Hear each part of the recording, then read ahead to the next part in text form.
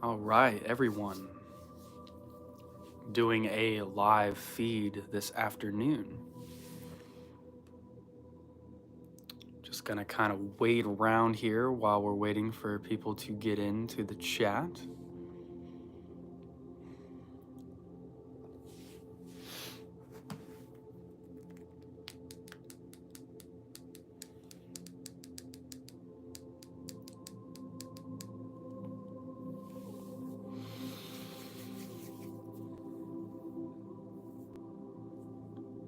No specific topics picked out as of yet. Usually the ball for that gets rolling once we start some conversation. So I'm just gonna sit here and relax for a minute. Breathe in the beautiful energy that is around me, that is today, that is the now. Channel our highest self.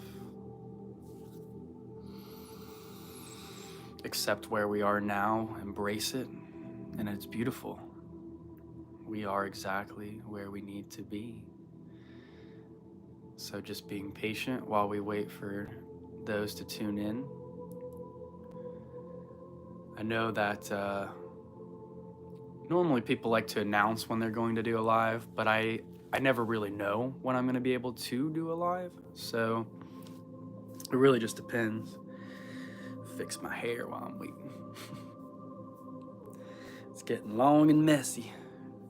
Starting to look like a wook. Can be a classy wook though, I guess.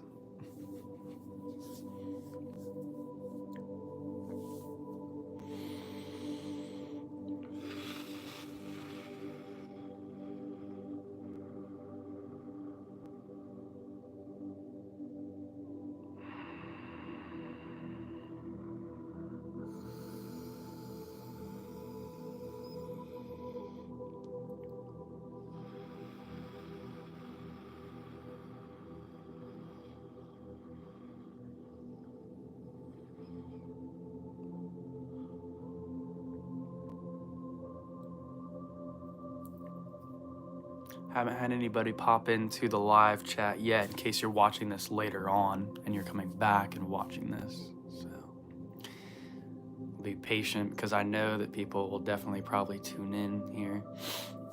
We had a great live chat last time. It went on for at least 4 hours. It was a really good time. It takes about 30 minutes or so though for people to really kind of jump on board and get engaged in the chat.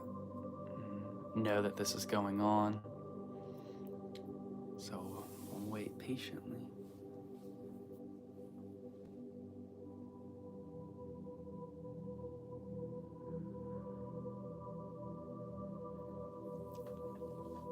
So if you are watching this you're watching this live feed later on, you can go ahead and skip forward if you'd like to. So skip ahead to whenever the conversation starts.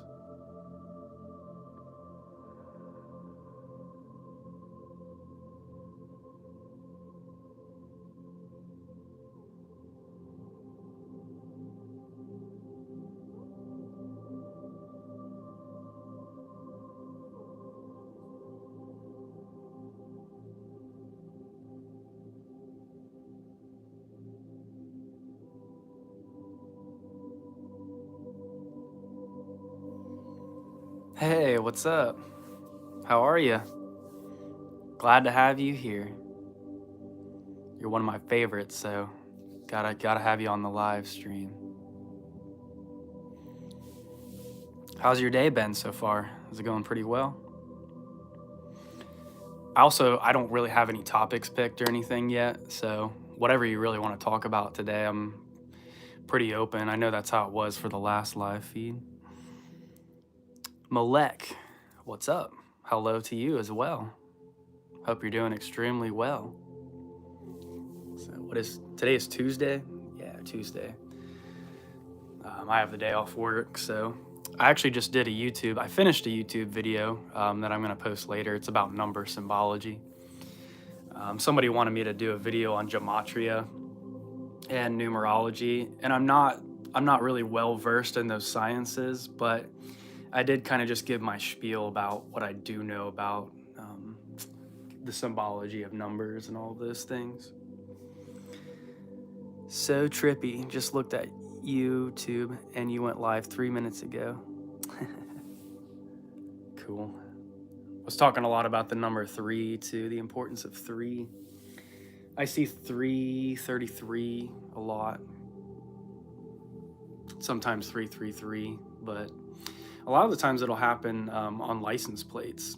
And it surprises me because I know they're not custom made plates. So you gotta love how the symbology just kind of shows up for you in your experience when you need it. It's like all the energies and all the physical correspondences were arranged so that you could have that message for yourself right there in that moment. Gotta love advertisements. It's almost over.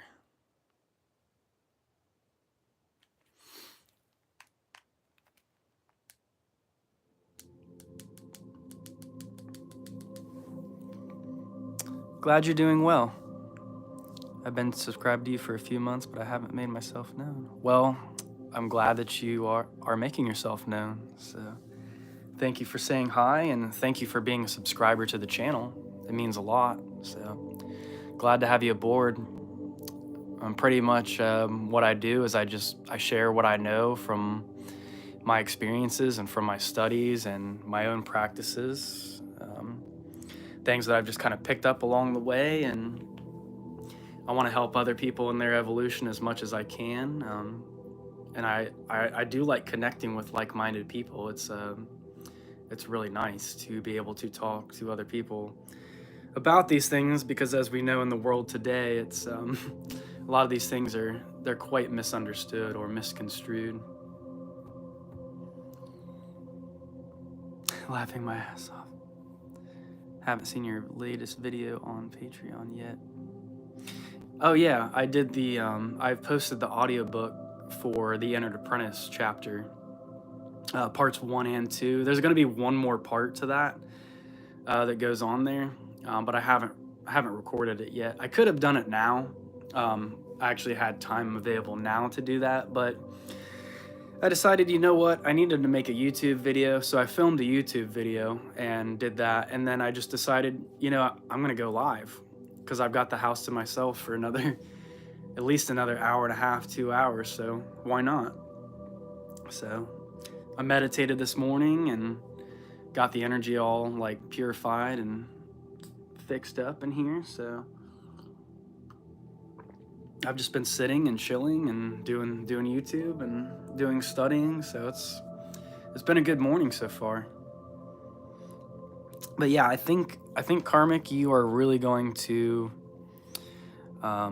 you're really going to enjoy those audio clips. And now that I know your real name, I don't know if you want me to use your real name or not. I'll keep your name confidential if you want me to, on the live streams and everything else. I'm going to start my Gamaliel initiation soon. Wow, that's really cool. Major props to you. Major props to you. I am fascinated by Qliphothic initiation. I really am. The whole just tree of death in general and learning about it is really neat to me. I resonate with a lot of those kind of, you could call them darker themes or darker aspects of ourselves. But as far as actually initiating into those spheres, like, I'm not ready to do that myself yet. I just don't have the grounding in my life right now. I've just got like too many other responsibilities, but I feel like that is something that I would probably do if circumstances were a little bit different. And I'm not gonna lie, there is a little bit of fear involved in delving into the deepest, darkest parts of my own psyche. Like, you know, that's a quest that is not to be taken lightly. So the fact that you are doing that is awesome. Like, I congratulate you on that. Like, that is super cool. And I hope maybe you'll share some of your experiences. I don't know if you post videos on YouTube or not, but I would love to hear, you know, what you have to teach after the Gamaliel and through your other Qliphothic initiations as well. Always love to hear people's stories that, you know, actually do understand, spiritual principles and spiritual things and aren't just kind of ranting or like saying the same things that everybody else is, just the same generic stuff, because that gets kind of old in the spiritual community. I'm like, man, I've heard this a million times before. Like, I want to hear somebody's, unique little perspective, and like they've got some gems, I'm sure, that they're willing to share, and that they know. And in that process, we all like learn from each other in that way.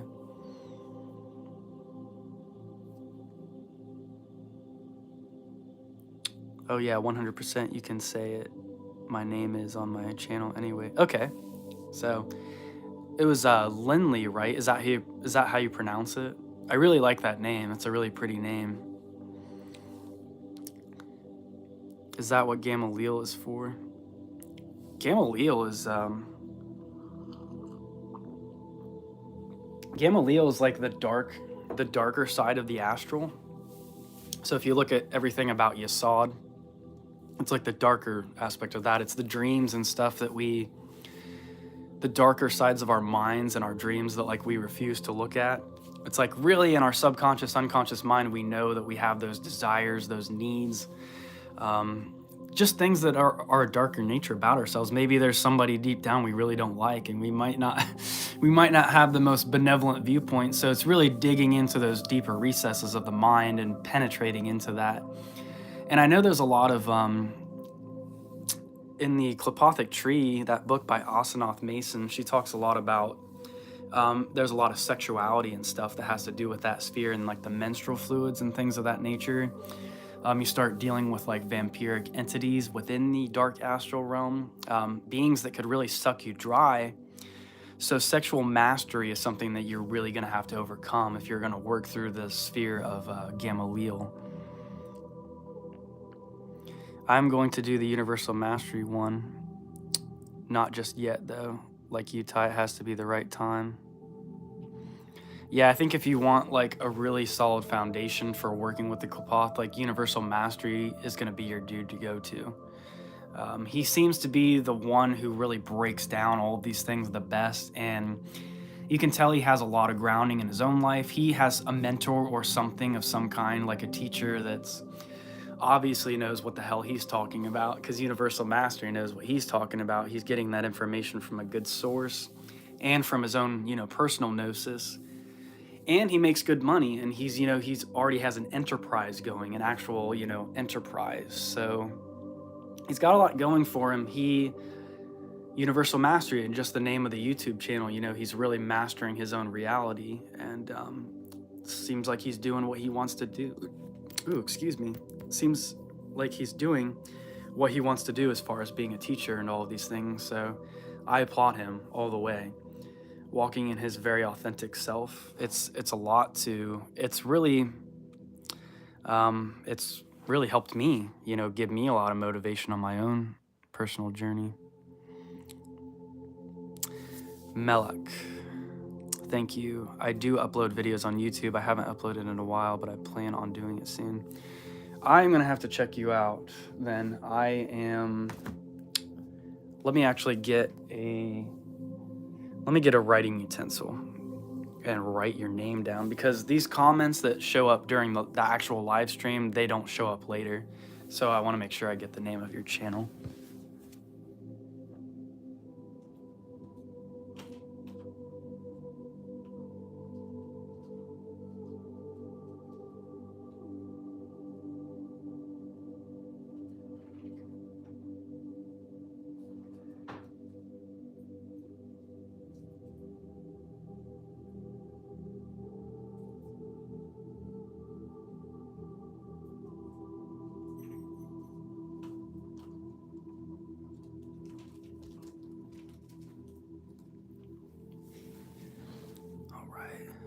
Melek Taku. Okay, Taaku.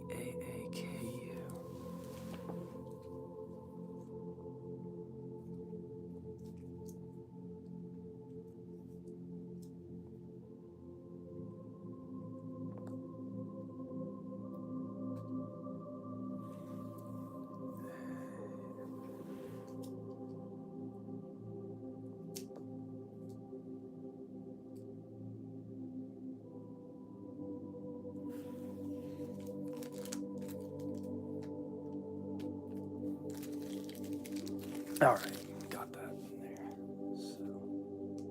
So, good to go there. I'm going to look up your YouTube channel later.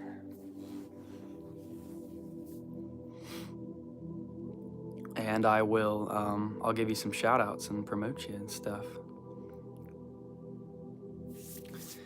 Yeah, that's right. Yeah, the Qliphoth, can't spell it. There's a couple different spellings I've seen. I think the most common one is Qliphoth. So it's like clip, Qlip, and then Hoth, like the planet in Star Wars. Hoth, I think that's right, Qliphoth. But yeah, there's other ways of spelling it. It's like Kabbalah. That word too is like, there's lots of various spellings on that as well. Be sure to, if you're watching this, to give a thumbs up to, if you like, because that'll help promote the video and the channel a little bit more. Every little bit helps. I feel like I've got somebody else's hair stuck in my hair. Nope, just a piece of my hair falling out. Potato, what's up? Greetings. I love your little SpongeBob picture. It makes me happy every single time I see it. I love SpongeBob. It's one of those shows that really appeals to the younger and the older audiences simultaneously. Like, there are some very adult jokes in there, very trippy stuff going on. Yep, Karmic's gonna check out your YouTube channel as well. Awesome.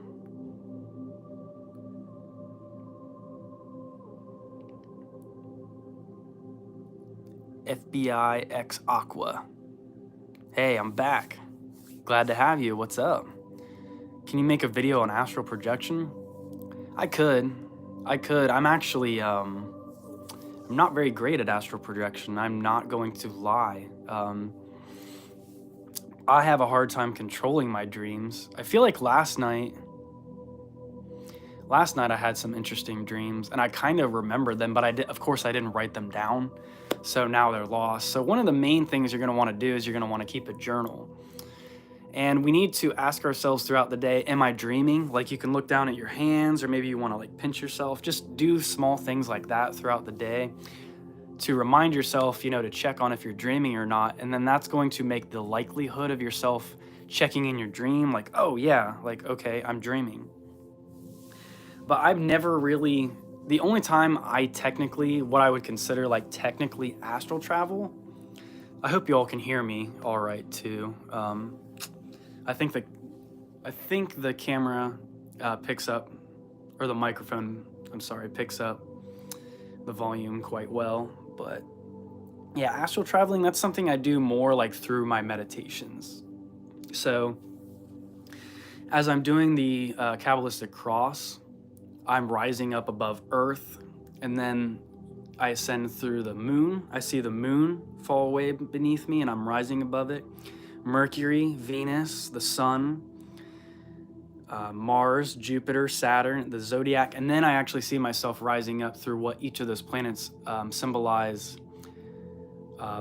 as far as the archetypal sphere. So as I'm going through the moon again, I'm going through the astral realm, then through Hod, through the intellectual realm, through Netzach, which is kind of the emotional, Fey type realm, spiritual, very forest-like. I know a lot of people that typify more Netzach energy than anything else. And then you go through the solar sphere, Tiphereth. You rise up through Gebura, Mars, and then Jupiter. I actually had an experience today rising through Hesed and Jupiter, and I saw it more as like this water type energy. It was almost like a water planet. And just that, the mercy type component of water, water just being this healing thing, I felt very much that. And then as you rise up further above Jupiter, and this is all like, I do all of this during the Kabbalistic cross, as I'm moving up through Hesed or Jupiter, at this point it would be the actual archetype of Hesed itself, because I've already ascended through the planets. Then I see above me the two pillars. The one on my right hand side is Binah, and the one on my left hand side, which is actually more gray or silver in color, because it corresponds with Raziel. I see those two angels, Raziel, and I see Zophkael. So Raziel on my left, Zophkael on my right, forming these pillars, and then above them is a more white pillar, which is like a unifying pillar with Metatron. And then above that, the Ein Sof Or, which is the limitless light. Then above that, the Ein Sof, which is the limitless all. I see it personified as a dragon of celestial light. It's the great dragon. And then it's personified as a dragon in the divine Pymander as well. Hermes does that too, I believe. And then the Ein, which is the source of all. It's the no thing, which, of course, it's not nothing. It's all potentiality. So you're pulling from this infinite potentiality, the desired manifestation that you want to see. You're tapping into all potential realities and manifesting that which you need for your experience. And yeah, there's more. Remember, there's more energy in the potential energy, this all potentiality. Just a sliver of the Ein is like more than all of the manifested existence that we've seen thus far. So what we've seen as manifested reality is like nothing compared to what the Ein is in its totality.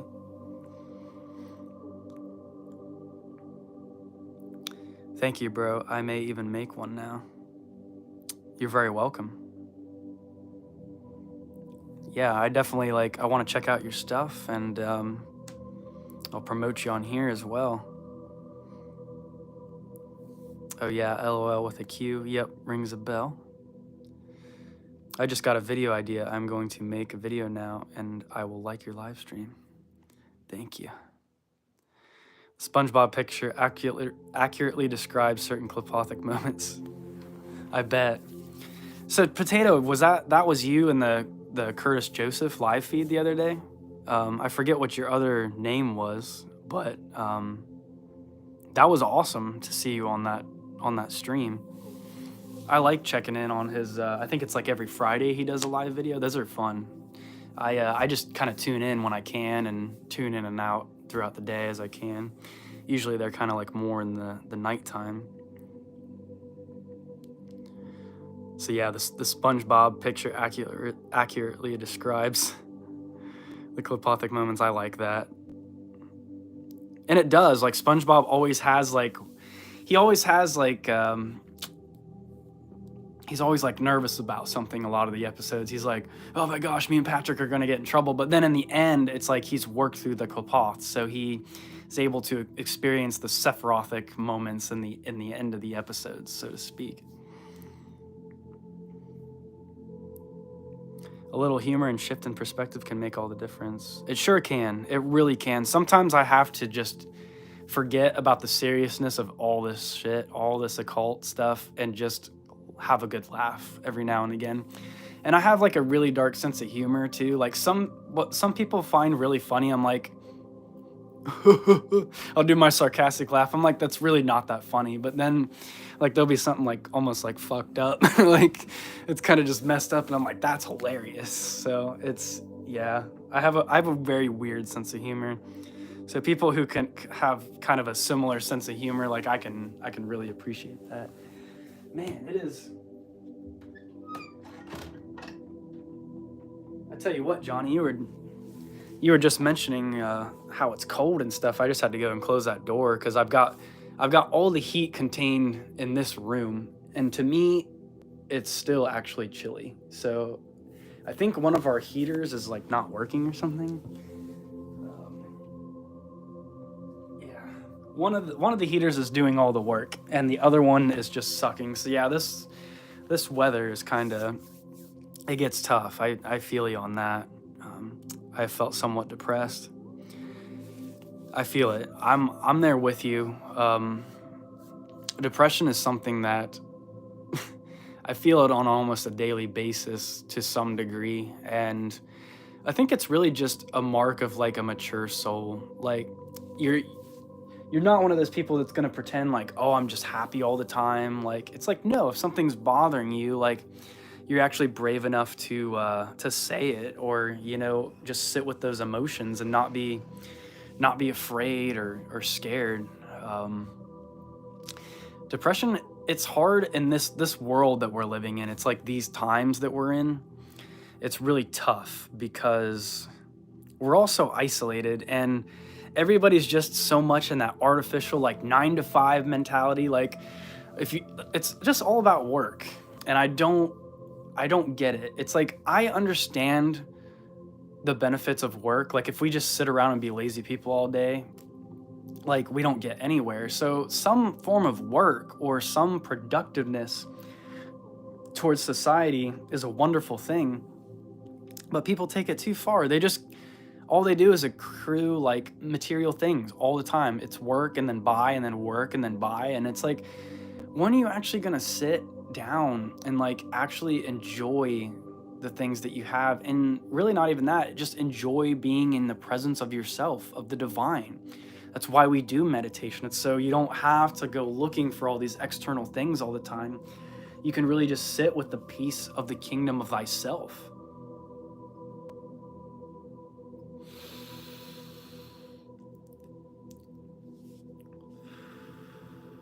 We have worlds upon worlds within ourselves. We have the key. We have bliss is here. It's not that hard, and if people just understood this, then it wouldn't be so hard. There wouldn't be so much dis-ease. People getting worried about things that really don't matter. And the holidays can be kind of a tough time. It's there's always like this pressure to buy gifts for everybody, and honestly, I let the wife pretty much do all the Christmas shopping this year because I'm having trouble keeping money just for bills and stuff. So she got like an extra check, so that was able to help out with the kids, and that's really all I care about is just the kids, making sure they get their Christmas gifts and stuff, and they got plenty, so we're gonna be good. But it's just always kind of this, Christmas has become kind of this mechanical wheel of repetition. And why can't we just all get along like we do on Christmas Day anyway? Like, why is the world, like, everybody can be on their best behavior for one day, but they can't the rest of the days of the year. They got to be assholes and worry about stuff that really doesn't matter. Like, I just don't get it. Like, the answer is so simple sometimes. It gets me. So Johnny, I feel you there, man. If you ever want to talk, dude, I'm always here. What is the channel of the background piano music you play? I need some music like that. This one that I'm listening to right now, this one's really nice. This one's called Angelic Music to Attract Your Guardian Angel, Remove All Difficulties, Spiritual Protection. So yeah, when you're feeling like when you're feeling kind of down or depressed, these are really good tones for that. And there's tones which are good for the darker aspects of self too. When you're in a position where you're really frustrated, or there's something in life that it's really kind of getting in your way of happiness maybe, or you have to play the adversarial role.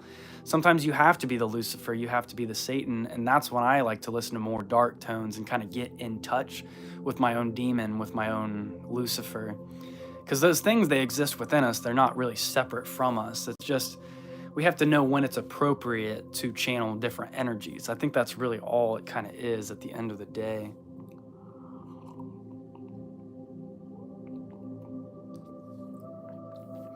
Yeah, that's good for lucid dreaming. I remember that from a podcast from many years ago. It says to check if you got a watch on, and he checked in his dream, and it started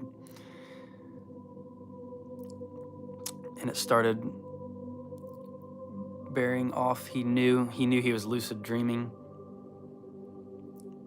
You are too cool, Ty, Ted said. But yeah, reminding yourself to do something, like check your watch, or smack yourself like, am I dreaming?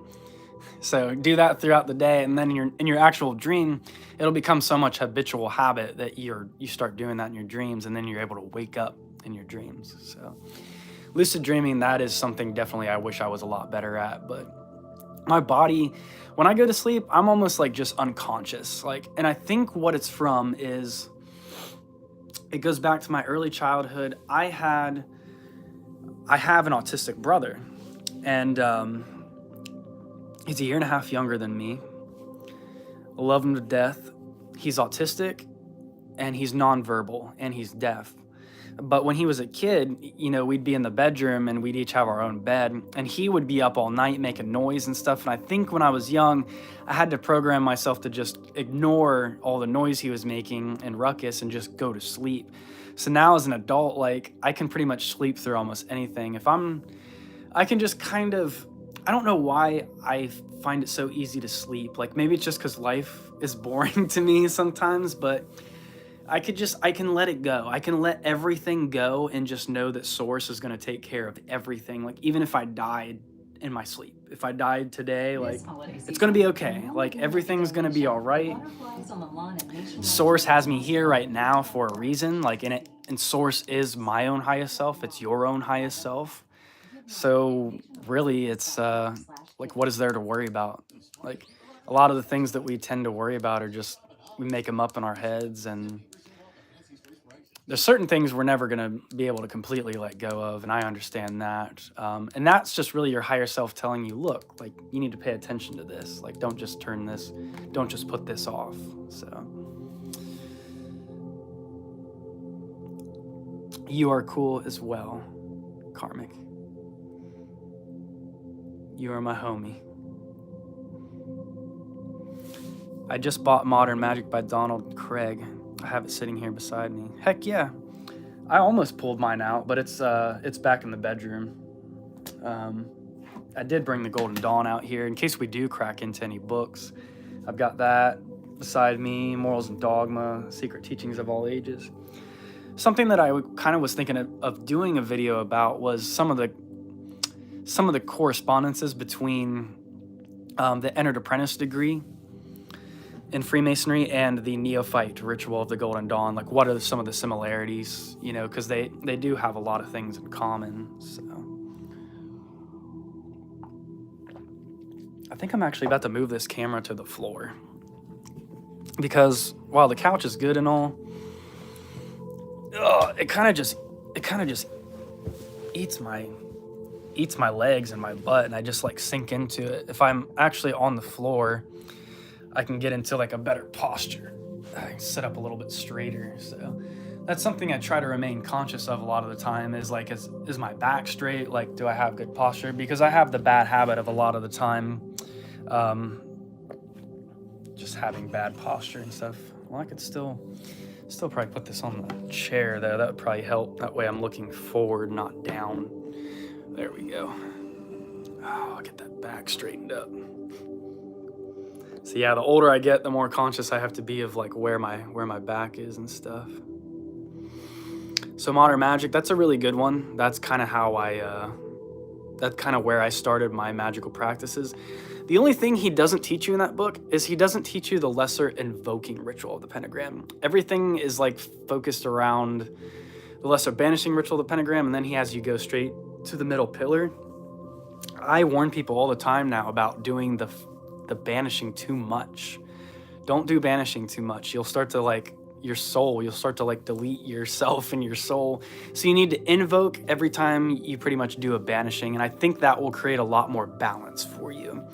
That's what I found to be true for myself in my practices now. And I changed up the elemental directions, actually, according to what they are on the astral level of reality. Universal Mastery, he says that the east is actually fire. So if you're invoking towards the direction of fire, then you may not want to do that. Towards the air, towards the west, is the area of addition. So I think, Johnny, you're already on my Patreon, so I have a video on there. I have a video on there that's about the lesser invoking ritual of the pentagram. So if you want to know more about the lesser invoking ritual of the pentagram, then I show you in that video.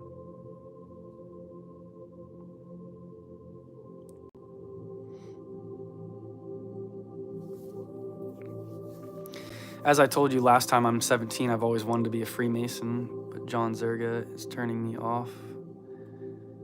What do you think? John Zerka? I don't know that I know who that is. And in Ohio, you can become a Freemason once you're 19, so you still got a little bit of time.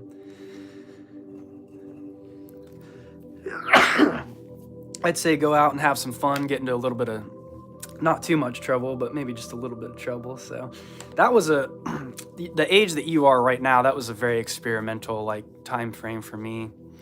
Was like between the ages of 17 and 21, 22. Like that's when I had to do a lot of stupid stuff and kind of like figure some things out for myself.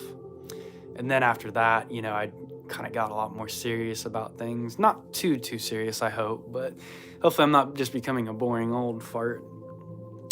Make sure we're getting the thumbs up too if you guys are in the chat and you're enjoying the conversation, because that helps with the channel and everything. So I'm about to look up this John Zerka. I don't know who that is.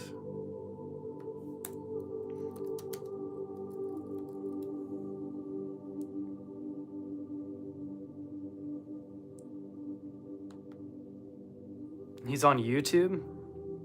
Looks like he's a YouTuber. He's a comedian.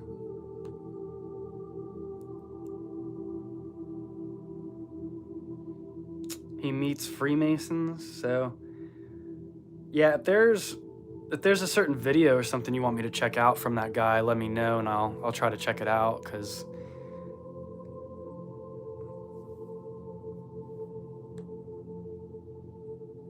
yeah, there are a lot of people who are not well educated on what Freemasonry is, and they can kind of try and scare you away from it. As long as you have as long as you have a pure heart though, and you're in it for the right reasons, like there's really nothing to fear. When you join Masonry, there's an initiatic current, which comes into play, and like any mystery school, like any order, there are spirits which are going to be known of your presence and things of this nature. So it is a big step. I recommend doing like a lot of research before you actually join. Potato, yeah, that was me. Cool. Yep, it was good to see you on there. That was cool the other day. 17, oh my gosh, you are a baby so young. Yeah, he is a baby, isn't he? And I can say that now myself because I'm like 32. It's crazy. 16.5 to be exact. That's funny. Far out, I'm old enough to be your mother, LOL. Humor is a useful magical tool. Not many actually apply it though. That's true. That's true. It's, yeah, because a lot of humor is actually, I think it's based on what we fear, and people will actually repress those fears instead of actually facing them. So what they do is they just humor it or laugh it away. I know people that are like, they're always trying to be funny, like always. And I know that it's based off of something internally that they're not able to process or, work with. So they have to laugh it off to make it seem like it's not a big deal. No, but when you use comedy and humor in the right way, they actually say that's one of the best ways to repel like dark forces or dark energies, or just energies that you don't want lingering around. Like they don't like laughter. So if you have like genuine laughter going on. Harry George pledged something on Patreon. I just saw. So thank you. I don't think you're on this live feed though, are you? So thank you to you though. I just saw that. So very cool. Very great. Yeah, so those of you who want to read or listen to my audiobook, I guess I should say, I've got the audiobook of almost the complete first 6 chapters in my prologue on Patreon. So if you want to go check that out, it is only $5.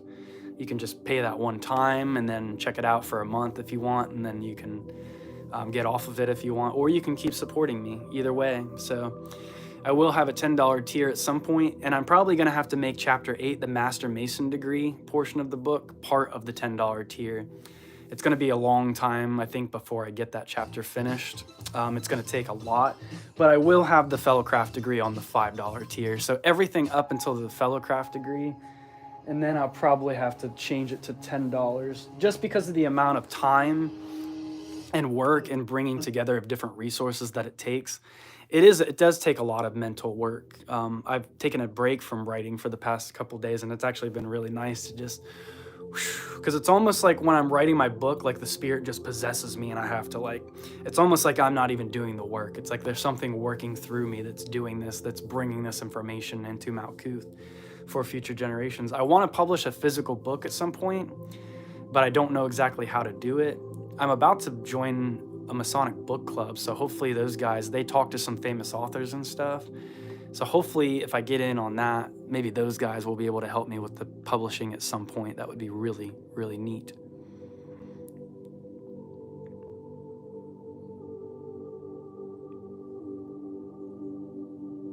Sorry for the grammar, it's the autocorrect. Oh, I don't care. My grammar's never perfect anyway either. I don't think, I mean, there's people who are well-spoken and they know what they're talking about, but they may not know all the rules of grammar. And I'm kind of one of those people, I feel like I'm pretty fairly well-spoken. You know, I try to speak in a concise way where it's straightforward. You can understand what I'm saying, but my grammar's not. I mess up a lot of small grammatical things a lot of the time.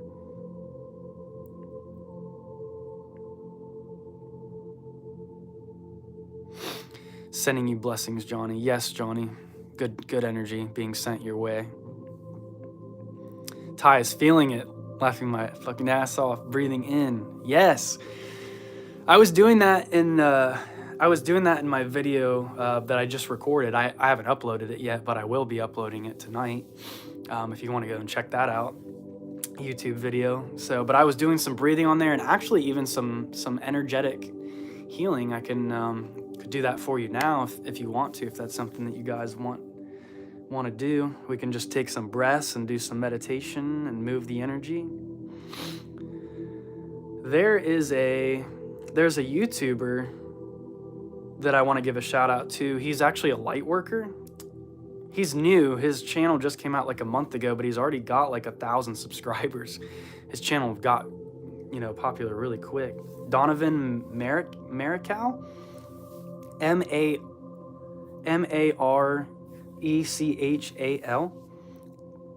He does a lot of light working stuff, a lot of like Reiki healing, but I like his channel. Like, dude's really chill vibe. Like when I listen to him, I'm like, man, I'm relaxed. Like, whew.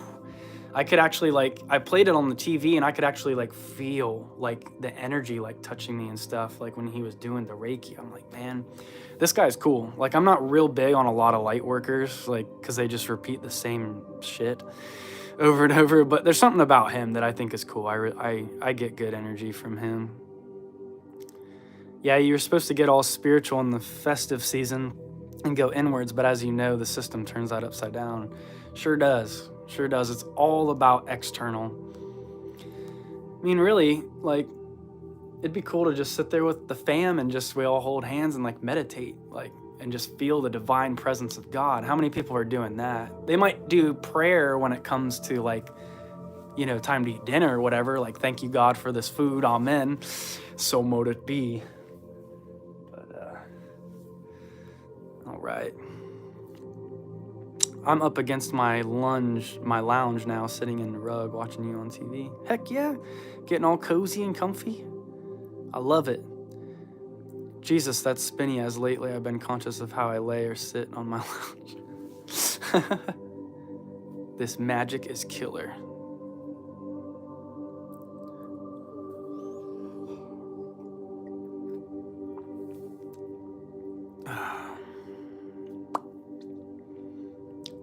Thank you. This live stream has helped some listening to Tyler speak. It's what I'm here to do, brother. If the world would just realize that we can all bring, you know, peace of mind to each other. It'd be great to have you here, Johnny, like in person. We could just sit and have some coffee and chat. And I mean, those are the kind of connections that the world's just so distracted from, being able to just have those personable, genuine experiences. And I mean, that's really what I thrive off of. You want to have a night and we'll sit by the fire and drink some coffee and whatever, have a drink or whatever. I mean, that's awesome. That's the bountifulness of life is just, it's so easy to channel. I feel like it's not really, people make it way more complicated than it is. It's been great to have you guys here in this conversation. Like, this is making my day go by quicker, and I'm really enjoying this. I really do enjoy doing these live streams. I have my secret teachings of all ages beside me and morals and dogma across the room. That's awesome.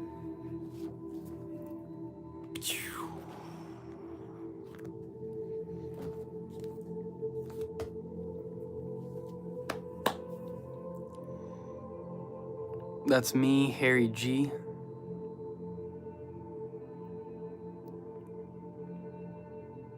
Oh, you're the one who left that? Thank you. Thank you. That means a lot. It really does. I appreciate that, brother. Thank you, thank you, thank you.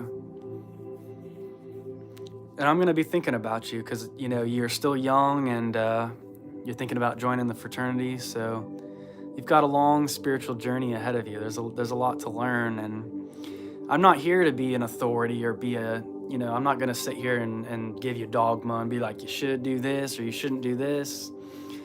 I'm just here to maybe be a helpful guide, a helpful kindred spirit along the way. And I've been through some crazy experiences in my life experience, and I'm here to help and share and be a support, you know, as much as I can. So just kind of that unconditional love.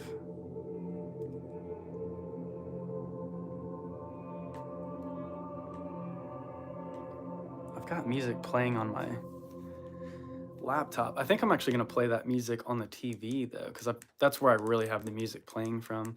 I don't know if any of you play the Elder Scrolls video games, but some of the best, most relaxing music I've ever heard. Just beautiful, beautiful music.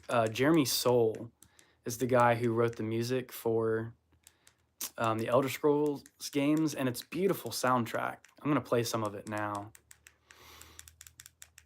Who knows if I'll get some copyright thing on my videos. A lot of my videos do get like copyright notices, but it's not like actual copyright infringement. So all they do is they just mark that it's copyright, but you don't get in any like trouble or anything. So especially when you're giving credit to the person, like I don't really see what the issue is. I always try to give credit to whatever it is that I'm, you know, if I'm playing something of theirs, or if I'm reading from a book, I'm going to tell you what book it's from, and I'm going to, you know, kind of promote it and say, hey, you should go check it out, and whatever else. So this is Jeremy Soule. This is Skyrim music, if you've ever played that.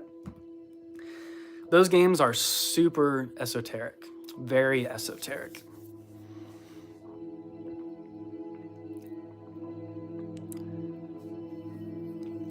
Ty, all your knowledge is worth so much than $5-10 a month. I guess maybe it is, but I just appreciate that you're supporting me. And if you do end up being on the $10 tier as well, that's going to be awesome. And what I'm hoping for is that I'll be able to raise prices on some of these things, like once more demand is there.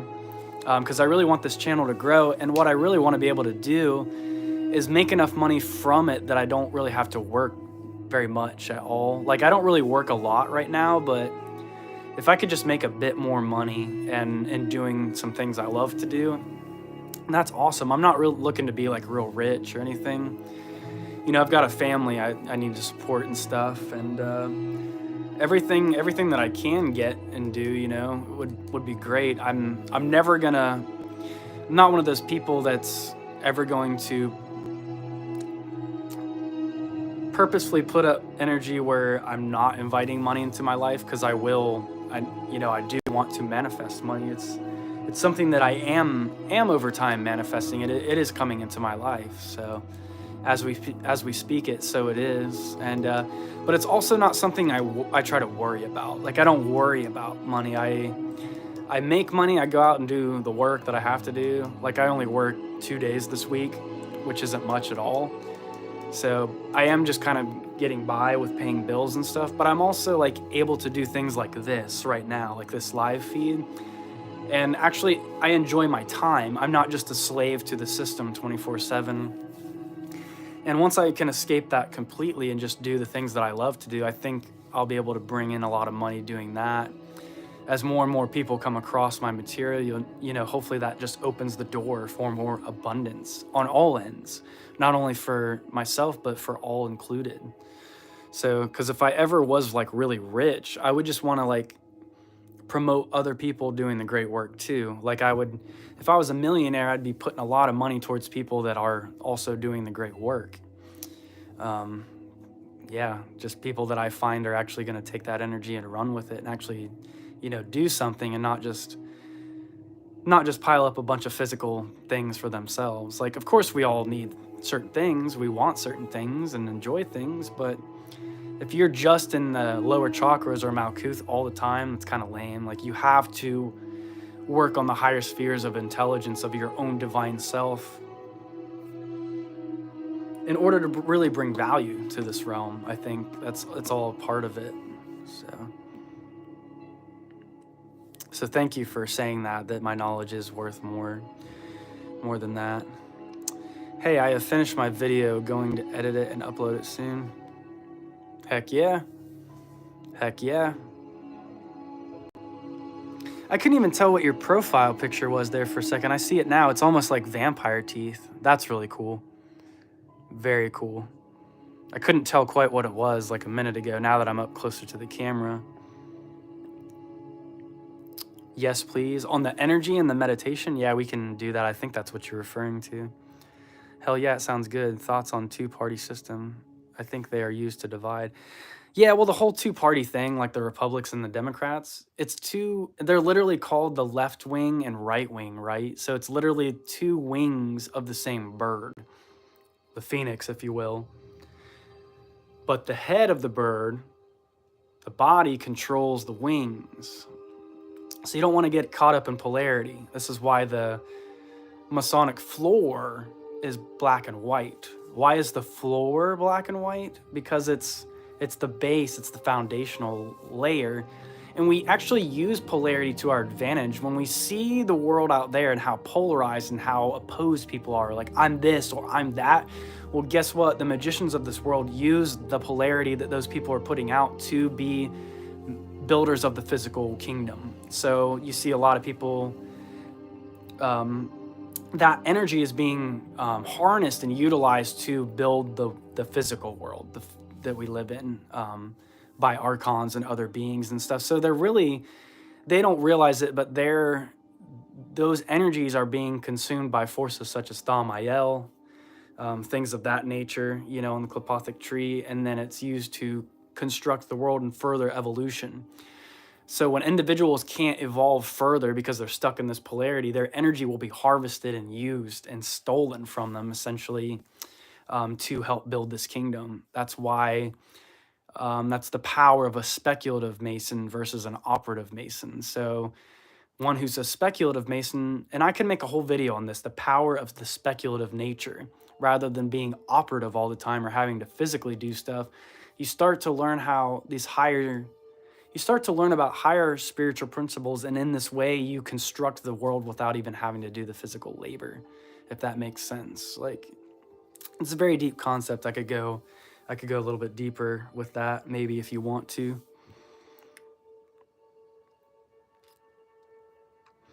You should listen to One Heart. He makes ambient music, and you can find other music like it. I meditate on this music whenever I'm having ego death. One Heart. I'm gonna go ahead and open up a video.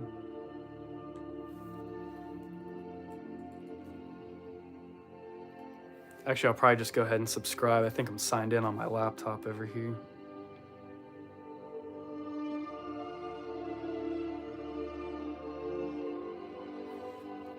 Hopefully you can hear that music in the background too.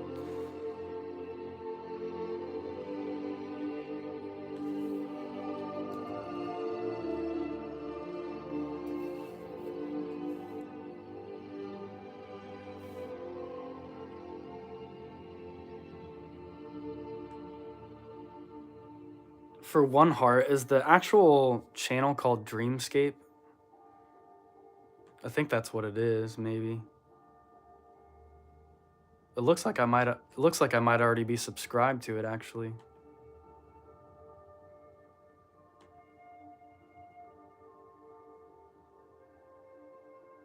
No, I'll go ahead and subscribe to it. Dreamscape. Okay.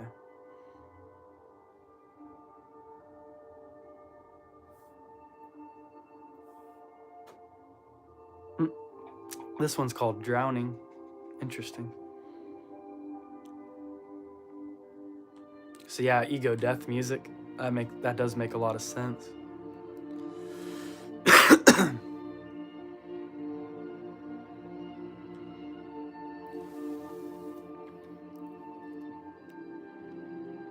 Yep, on meditation. Okay, so before I go ahead and leave some comments if you want to. Go ahead and make sure you thumbs up this video. We've got 7, so it seems like it's everybody. Yeah, let's go ahead and do like some quick meditation real quick. I'm gonna go ahead and back this camera up a little bit. I think I'm gonna maybe turn off this overhead light too real quick. I think you guys will still be able to see me just fine. Okay. All right.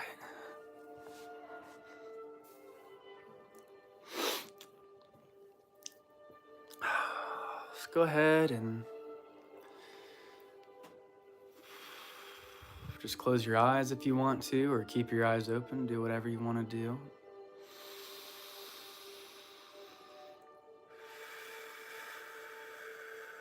And just take in some deep breaths.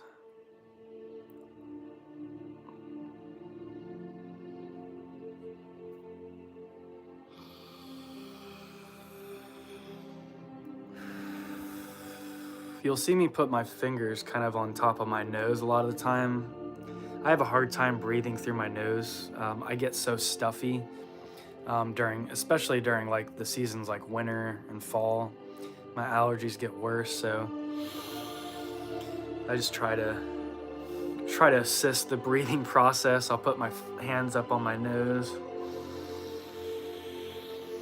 so I can breathe, clearly and fully through the nostrils and into I'll turn this music down a little bit. So just get in a relaxed position and allow the light. You should feel like a little tingling in your feet maybe. And there's this light that moves up and it's moving up your legs. And it brings with it such a calming sensation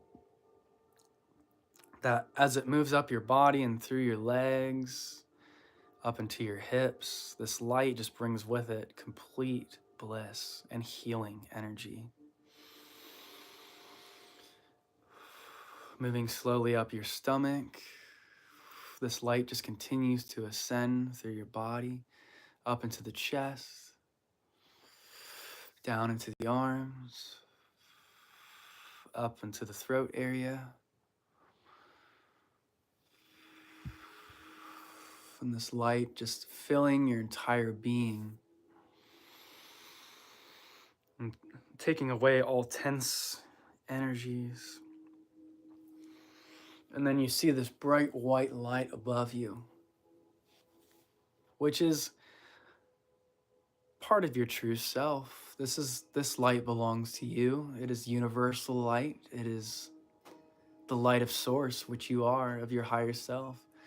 And you can just go ahead and let the descent of Shakti take place. And this light goes down into your body, now grounding the energies through light. Like a pillar of light descending into your being, much like the middle pillar. But the middle pillar is a full exercise in and of itself. This is just more along the lines of what I would call the relaxation ritual. But now, if you like, you can actually open your eyes, or you can continue to keep them closed, and I'm just going to kind of just let the light and the energy flow. And there's no real set way to do this. This is just kind of what my intuition is leading me to bring some light and bring some healing to you guys.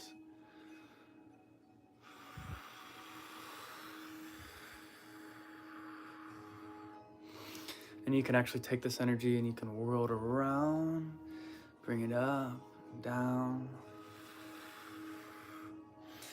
It's funny because my son, I'll do like some energy with him. I'll be like, whoosh, it's our magic spells, you know, and we like Dragon Ball Z, kind of pushing the energy out. And he'll do it too. He'll be like, psh, he'll get all excited. He's a little wizard already. He knows. Babies are very much more open to the spiritual world. You know, as we get older, we get like disconnected from our higher selves, and knowing these things and being at peace and knowing that we can come into this state whenever we so desire.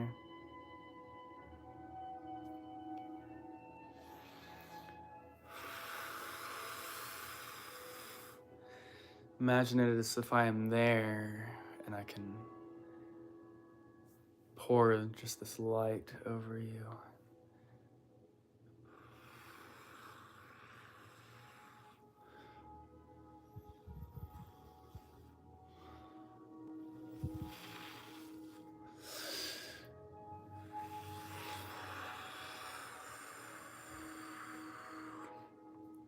You can even spin the energy up. They say to do it in a counterclockwise manner, up into the light above you, and then the light bursts out, and like a showering light, it comes around you, and then you build up this energy again, and then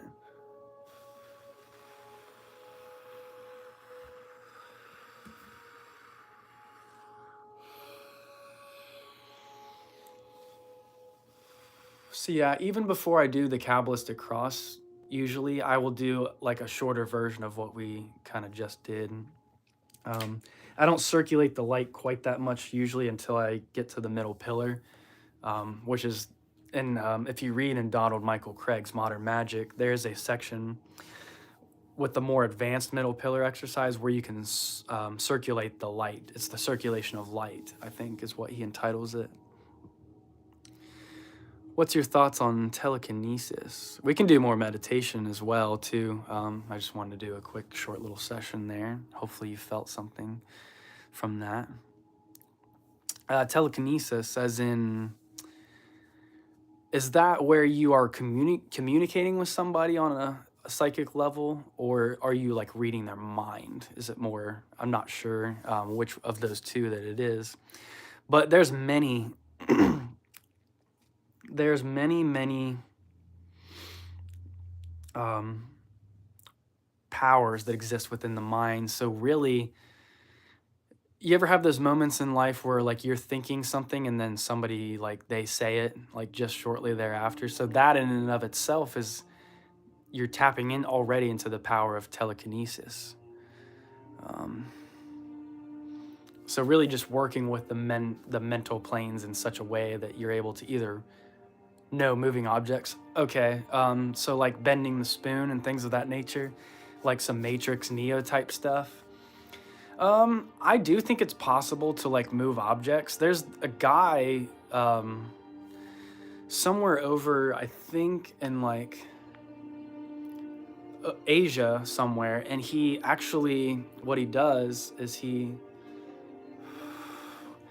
actually sets a piece of paper like on fire. He's actually able to use he's actually able to build up the energy enough, and he sets this paper on fire. But how actually like practical is it to have those kind of powers? Like, I can't really say. Like, it'd be, if our consciousness wasn't so prisoned in, we would have kind of those superhuman powers like the superheroes and stuff do. But to spend that much time on it, I don't think is super worth it. I think it's more worth your time to do a meditation or do an operation of some kind of ritual, and then see how that manifests or plays out, rather than me trying to sit here and like work on moving the remote. Like, I think I could do it. I think it's very possible to do these things, but we just have to think about, at the end of the day, now that you can move that remote, how much practical, like, I mean, you could show that to people, I guess, and show people that you're capable of it, but what is it actually getting you at the end of the day?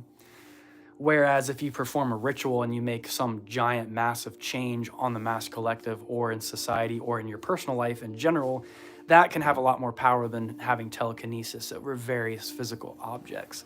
But it's also something that could be worth like looking into. I'm not throwing the whole thing out, so to speak.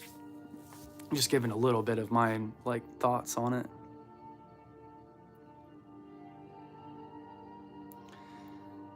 I am making a video on the devil archetype and breaking it down. Awesome. That's going to be a good one. The devil tarot card too, or just the devil archetype in and of itself. I guess they're kind of one and the same. So that is a good video topic. It really is. Because a lot of people misunderstand the devil and like what it is. By a long shot. Holy shit, I'm so relaxed now. Oh my gosh. Cool.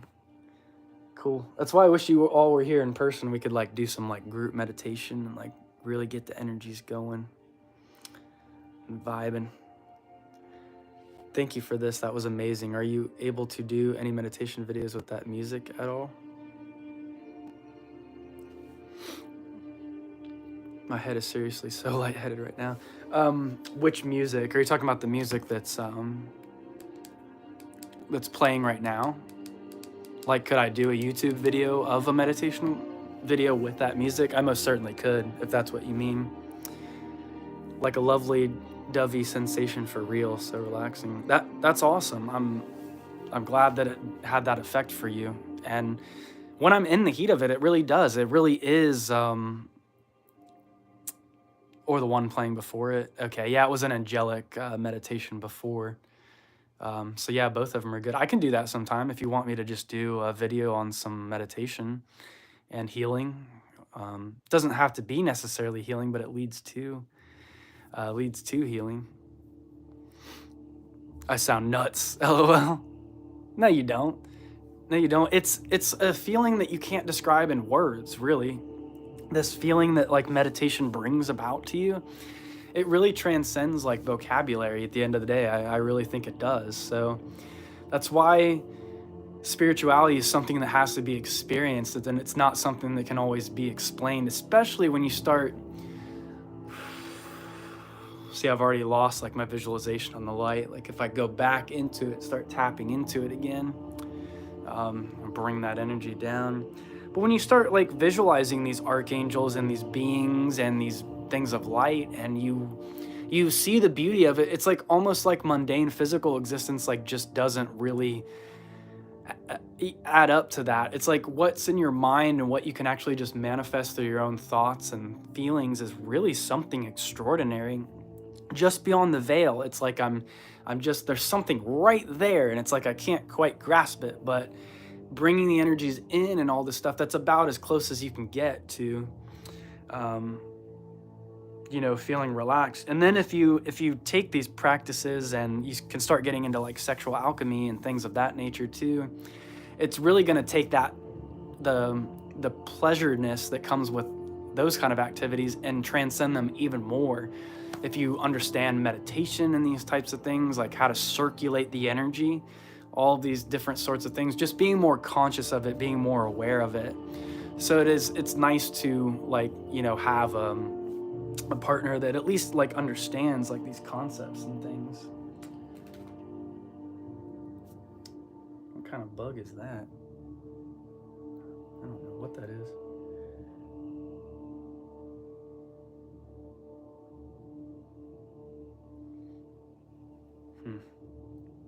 I'm gonna throw it outside.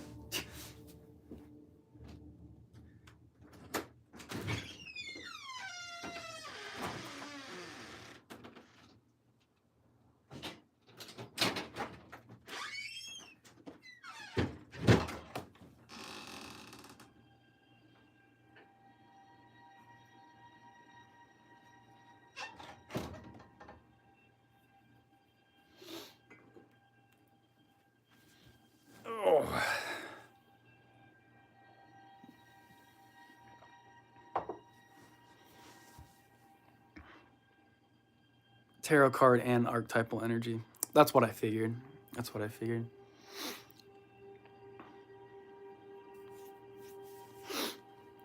I know a master mason that can do it. I don't directly know him, but one of my influencer occultist friends told me he's gonna invite me over when he's with him. Heck yeah. Heck yeah, let me know how that goes. That should be awesome, because there's only one brother I know personally, like literally only one brother who's actually a practitioner as well.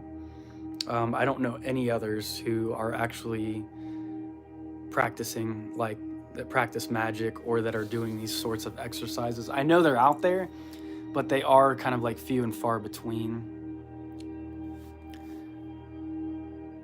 See, people, if you get insects, put them outside, don't step on them. I pretty much try to all the time. Even if I'm not gonna kill it, it's like I try to get it outside, because if it just stays in the house, it's probably gonna die.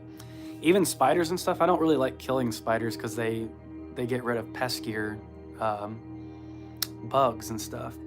Now, if it's a big ass spider and it's already on me, like that might be a different story. So like big spiders kind of creep me out, but like little ones, I mean, why kill anything, like if there's no need to? Like you're really just showing ignorance at that point. Like that's why people that are like hunt all the time, like, I mean, I guess there's some thrill to the hunt, but I don't, like, we kill so many animals as it is. Like Mark Passio, on one of his videos, he talked about how many animal deaths there are because of humans per year. It's like over like 1 billion. Like it's so much. It's just kind of gross. Like, why do people still want to go out and hunt and then like brag about it? Like their profile picture on Facebook is like a dead deer and like them. And I'm like, that's just kind of silly. Like, why? It's different, like, if we lived in a time where actually, like, hunting and gathering was, like, what you needed to do to survive. Like, that I get. I would be a hunter then, you know, if that's what it actually came down to. But I would have respect for the animal. Like, I would probably want to say a prayer over its dead body. Like, thank you, animal, for, you know, sustaining me and my family. And, you know, but... yeah, we kill way. It's just like become this production line of killing nowadays, and I don't understand it. I don't understand tarot cards. You don't understand tarot cards at all, as in like their application or just like the meanings of the cards. Because I do a YouTube video. It's an older one. It's like the second YouTube video I ever did, where I show you how to do simple readings, so a divination. And you usually want to do a divination almost every time if you're about to perform a magical operation, because it'll tell you what, if you go through with the operation, it's going to tell you if it'll be a good thing or if it'll be a quote-unquote bad thing. So yeah, especially with like black magic and things of that nature, like if you're doing more baneful type stuff, I would definitely do a tarot reading of some kind. But I show you a layout method on that video about the tarot cards. And I can cover the tarot cards at any time. Like, I used to use them a lot. I used to hold the tarot card. I would observe it. I would look at it after performing, like, my lesser banishing ritual of the pentagram. I used to. And now it would be after doing the lesser invoking ritual of the pentagram as well. Maybe the middle pillar. Sit there with just any of the major arcana cards or any card and just kind of stare at it. See what comes to your mind. You know, what archetypal energies do you think that card represents? You can even hold the card up to your forehead, your third eye, and kind of, I used to travel within the cards. So I would hold the card up to my eye and I would actually go into the world within the tarot card and actually feel out, and could even almost, I guess you could call it like a form of astral traveling within the card and really like get in touch with the universe of those specific cards. Because the tarot is a world all in and of its own as well. It's like a portal or gateway to another dimension. That's the tarot, really like interdimensional like that. But it's a map. It's an archetypal map of the world and the universe. So there is a connection between tarot and Freemasonry. It's not a huge one, but definitely there's a lot of Mason like magazines and a lot of Masonic authors that talk about and cover the tarot. So definitely tarot does play into a lot of this stuff. Billions of animals, yes. Lower chakra beings, very sad. Yep. It's sad how many people are literally just, they only can function like in the first 2 or 3 chakras. Like that's where their awareness takes them to. It's really kind of upsetting. but it is a manifestation of a deeper principle. There's a reason why there's so many of those people on the earth right now. I have a theory that I wonder what you think of this, Karmic. Because we've been killing so many animals on earth, I have this theory that a lot of the humans on planet Earth right now were animals in their previous incarnation. So they become human. And that's why there's like the population is like so high and stuff right now. And people are so unaware, spiritually unintelligent and unaware, is because they've gone straight from the animal incarnation to a human incarnation. And this is like their first or second time like being humans. Let me know what you think about that theory, because I think that's kind of what's going on a little bit. And some people also say when an animal is given love in their life, so if you have a pet that you really love and you give it a lot of care and love, that actually allows for that animal's soul to evolve into its next stage, into its next part of its evolution. So that might be a human incarnation for them. Hang on, can you say that again? So what my hypothesis or my theory is that a lot of the people on planet Earth right now, there's a lot of people on Earth. Too relaxed. It's all good. A lot of people on Earth are incarnating as humans for the first time. There are a lot of awakened souls on the Earth right now, but I still think it's very much outweighed by people who are not spiritually like conscious, or they don't understand all of this killing that we've been doing of these animals on the Earth. All these billions of animals. What if a lot of these animals are having their first human incarnation like now, because we've killed so many and farmed so many that they're incarnating as humans, but they don't have much knowledge because it's their first time around as being like a human, if that makes sense. So that's why a lot of people are stuck in the lower chakras, because there's a lot of influx of souls that are coming through on the earth plane right now that were animals in their past life. And a lot of it has to do because we're killing so many animals. So does that mean that, I don't know, just some interesting thoughts that I had. Johnny, I think that will help your depression. Tarot definitely could. Working with tarot, I think it helped me. But yeah, that's basically all I was trying to say, is that a lot of the humans that are incarnating on Earth right now may have been animals, or they haven't been humans for as long as some other souls have been humans. Like, I don't really remember. I get glimpses of some past life stuff, but I haven't done a lot of past life regression or anything of that nature. But my intuition tells me that I feel like I've done this a lot of times, maybe as even a human, because a lot of it just feels old to me. It's like, I'm like, man, I feel like I've done this like a million times. It's like I'm literally, and I mentioned this in my video that I just filmed today that I'm going to post later. It's like, I'm not really like on Earth for like many egoic reasons. Like, there's things that I enjoy. There are things that I really enjoy doing as a physical being, but there's not a lot of ego for me to be here. It's like, it's not really so much me having to be here for myself. It's like, I feel like I came here to Earth to be a conduit or a teacher for the great work. I basically came here to this shitty place to help it evolve, because it's in such a shit show right now. So it's like, I kind of signed up and was like, all right, I guess I'll go ahead and go to Earth. Like, if that's where parent, source, spirit, my highest self wants me to go. And there are things I'm learning here. It's not that I'm just not learning things. I'm not like this master guru that's like, oh, I have all the answers. Like, you must listen to me. I am Jesus. I am the way. Like, nothing like that. It's like, man, I'm just here to share my experiences, and I'm a human being too. Like, I have physical desires. I have all these things, but there's not a lot of ego for me. Like, I just don't feel like I have to be here. Like, it's not like I'm like, oh my gosh, if I don't get to go, it's gonna be the worst thing ever. It's like, man, this world doesn't make sense to me. I feel like an alien and an outcast here a lot of the time. Like, I just feel very out of place. I've always kind of felt that way in a lot of life circumstances. Oh yeah, I get that. Any of this is very possible. Ignorance will keep them coming back here in humans, but know what I think that animals get to escape the wheel due to what humans put them through. That would be nice. That would be nice if the amount of suffering, if a soul just goes through so much damn suffering that like they just get to escape the wheel of samsara. What I think is that they would definitely get a long period of grace. Like they would be able to go to a bliss-like state.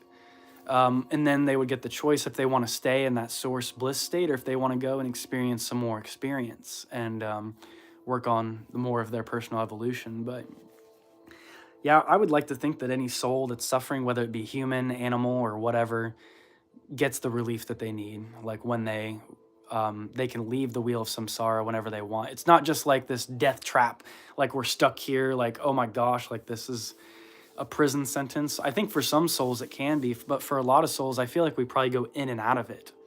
Like we're not just like stuck here for aeons. That would kind of suck.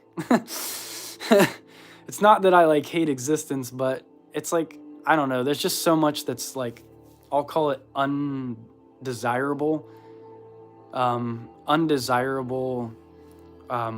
life experiences or circumstances that I would just rather not experience. There's so much bliss to be had. There's so much beauty to really appreciate that. Like, why? I don't know. There's just so much bliss that even as we're here, like enjoying each other's company, like this is awesome. Like a lot of people don't get to experience this happiness because they're always looking for it outside of themselves.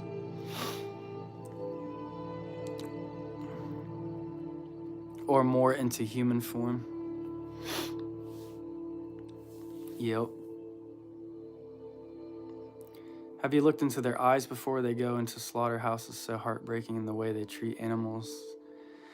It's sad because like a lot of those animals are smarter than you think too. People are just like, oh, it's like a dumb, stupid animal. But like, I haven't watched many videos on like what animals are like showing their faces before they go into their slaughterhouses. It's probably not pleasant. It's probably, you probably do see like the look on their faces, like they're horrified. Like I think cows are actually pretty smart animals. Like pigs and cows are both smart. They're mammals like us. Like they, and it's really gotta suck because they can't like express themselves. They can't talk. They can't say like what's on their mind. Like they're just being fucked over basically. And it's very unfortunate.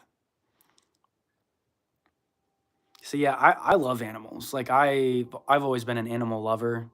My mom always calls me the dog or cat whisperer because the animals, they'll come up to me first a lot of the time. And I'm like, I'm quiet and I kind of sit back and I let animals come up to me, like especially cats. Like I don't try to chase them too much. I'll be like, come here, if they're a little shy, you know, and just let them crawl over to me. Cry, they have tears in their eyes. Dang. It is sad they know what's going on. And it probably sucks, especially when they lose like a loved one. Too, they see their friends being like hacked up and shit. It's like very sad. There's so much pain that's being generated on this planet. It's really kind of creepy. It's really kind of scary in a lot of ways. Cats are so funny. Cats are funny. Cats are funny. I love my cat Xavier so much. He's at my parents'.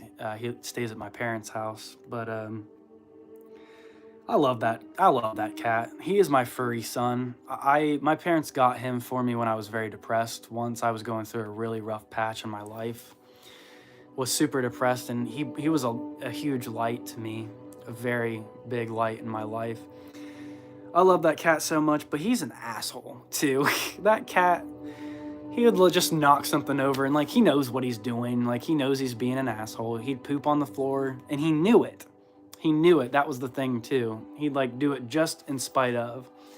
Or if I did something that pissed him off, like he would do something to piss me off. So he was like a little kid, you know, but I love that fucking cat. I'm gonna be so sad when he passes.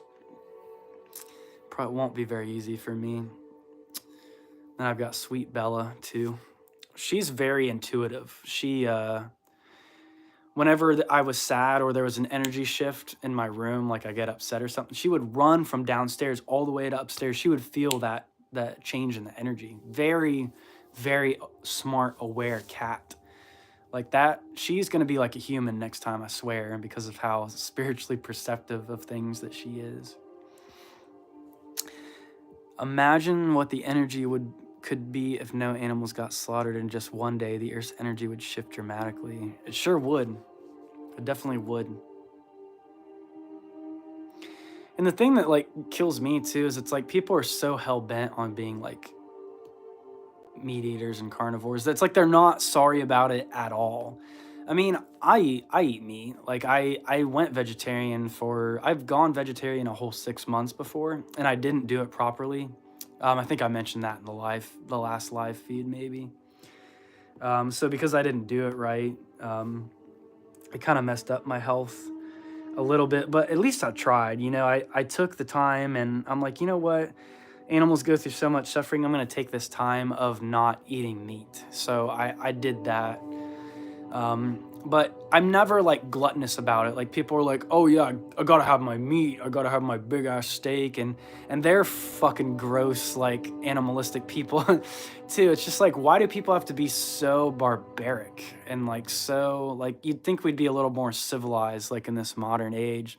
People just, they really get to me sometimes. I'm like, dang, can't you have a little bit more like, can't you be a little more empathic, guys?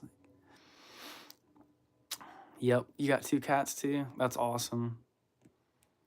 I love cats. They are really smart. Dogs are cool too. They're smart, they're loyal. They're more like unconditional loving, I feel like, where the cats like you kind of got to like earn it with the cats like more, you know. So it's they got a little more personality. But when you do earn their trust and their love, yeah, cats are awesome. So, and I just think they're a little more intellectual. The cats, like they're a little more calculative. They'll watch, they observe. Where the dogs, it's just like, you're my best friend. Come here, pet me. And cats are more like myself. I'm like, I'm just gonna sit back here and observe the room and you humans and your silly ways. So I vibe with the cats a lot. Like I get that. Our DNA hasn't evolved enough. Not really. I think some of us are evolving our DNA, and that's the thing. Like when you're doing these meditation practices, when you're working with energies, you're evolving your DNA. You really are. When you work with the tree of life is like the DNA strand. It's the DNA structure. So yeah, people are so unevolved though. It's like it kind of grosses me out a little bit. Like I have compassion for people. I do understand that not everyone was raised in, you know, in an environment that really allowed maybe for their best evolutionary growth. But at the end of the day, people do have to learn to think for themselves and not just fall into the herd and what everybody else is thinking or doing or saying. I think people should be a lot more self-responsible for what they believe rather than just always going to an authority figure. That's kind of annoying, like, to me. I remember you saying try vegan next time if you want a little challenge experiment, see how you shift spirituality. Yeah, vegan, if I were to go vegetarian, I would do it vegan, and I would make sure that I almost have somebody who is vegan. That way they can kind of walk me through it. And maybe somebody that's more prevalent in my, like they're around a lot of the time so they can help keep me on track. I would love to hear about it, Ty. I gotta go. You gotta go ahead and go? Alrighty. It's 2:38 a.m. where you are? Wow. Okay. Yeah. Yep, I would definitely be sleeping if I were where you are. I was thinking about doing some music, which I might still do, but I know you'll probably you might come back and watch the rest of this live feed. I know you like to watch the whole live feeds, so yeah. Thank you for tuning in, and we're gonna miss you for the rest of this chat. I don't think this chat will go too much longer because I've still got about 40 minutes maybe until I don't have the house to myself. So thank you, Lindley, for tuning in, and Yeah, bedtime. Yep. Hugs and kisses, my friend, to you as well. And yeah, I might play some music. That way you can check it out.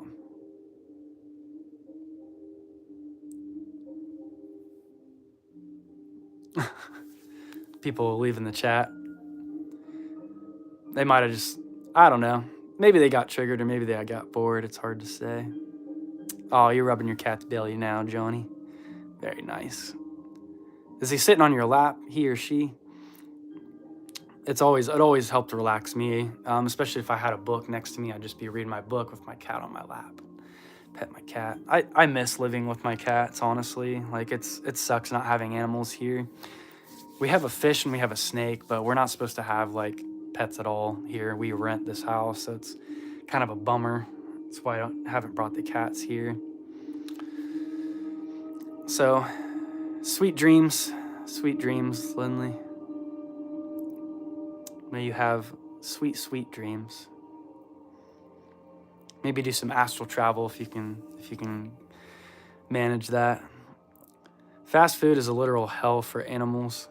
All animals experience suffering and fear. Some people think they do not, simply because animals can't use language as humans do. Yeah, I mean, they're finding that even plants, like, that plants have fear and they feel things and they communicate with each other. So animals are like the next step up. So yeah, I mean, that's where we came from. I think animals have a lot of emotions. They're just not able to express how or what they feel like the same way as we do. To think that they're just mechanical, like robotic, I mean, that's kind of ignorant. It really is. For sure. You are certainly right, Mr. Potato. Bedtime. So yeah, I think still got 3 people on. I think I might get the guitar out and play it real quick. I haven't really been playing a lot of music much, to be honest.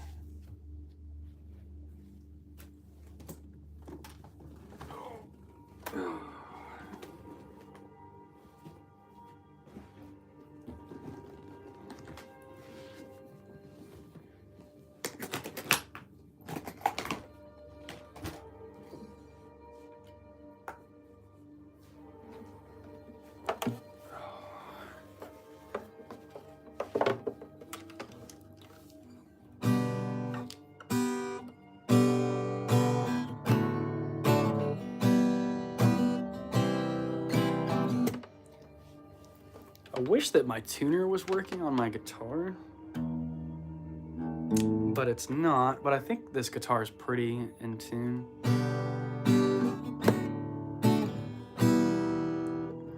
Something might be out of tune a little bit, but it's not too bad.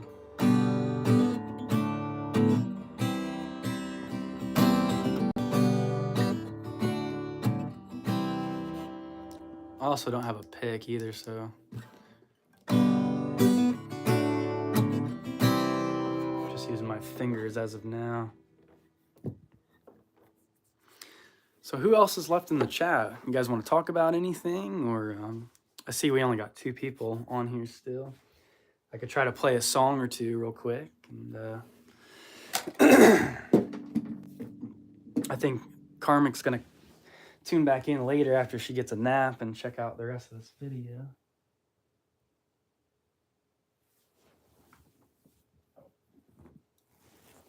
All right. Got my songbook here.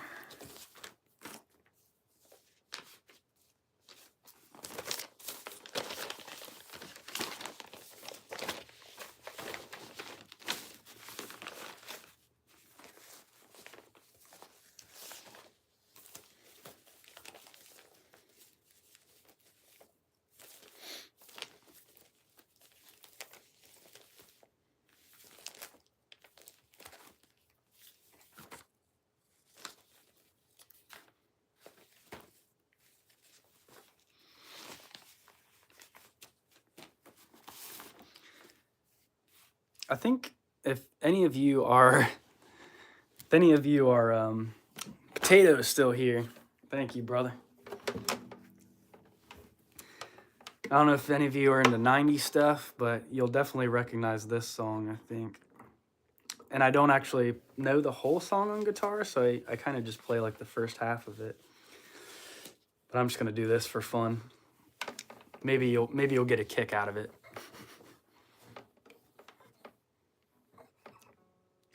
You are my fire, the one desire, believe when I say I want it that way. But we are two worlds apart, can't reach to your heart. When you say I want it that way, tell me why ain't nothing but heartache. Tell me why ain't nothing but mistake. Tell me why I never wanna hear you say I want it that way. Am I fire, your one desire? Yes, I know it's never too late, babe. I want it that way. Tell me why ain't nothing but heart. Tell me why ain't nothing but a mistake. Tell me why I never wanna hear you say I want it that way. Now I can see that we're falling apart from the way that it used to be. Yeah, no matter the distance, I want you to know that deep down inside of me, you are my fire, one desire. You are. I want it that way. So yeah, Backstreet Boys. Oh gosh, takes me back to some old times. So I think I'll go ahead and play maybe one more song. Oh.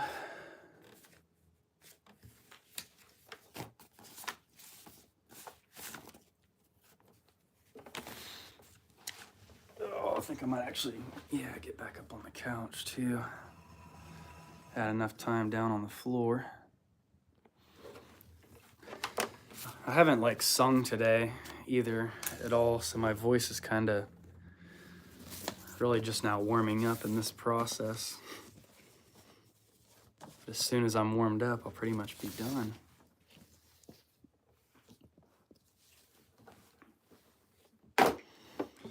Oh, goodness.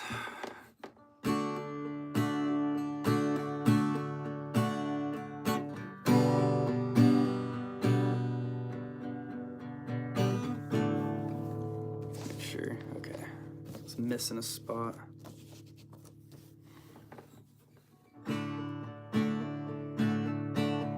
Thank you, Potato.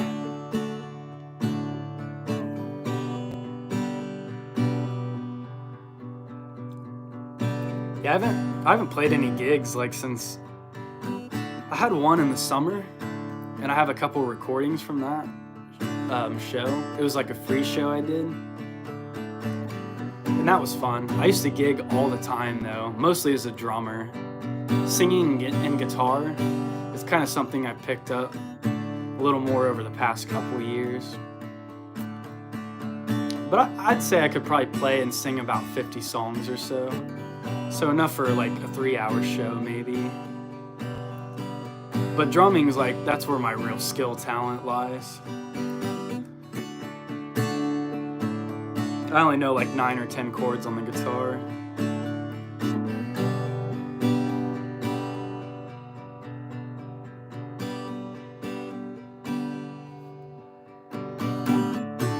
walking fast through the traffic lights, busy streets and busy lives, and all we know is touch and go. You're alone with our changing minds. We fall in love till it hurts or bleeds or fades in time.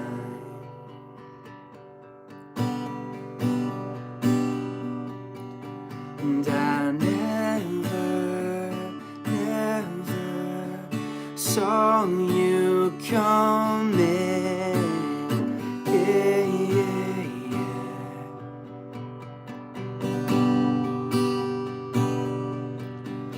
And I'll never be the same.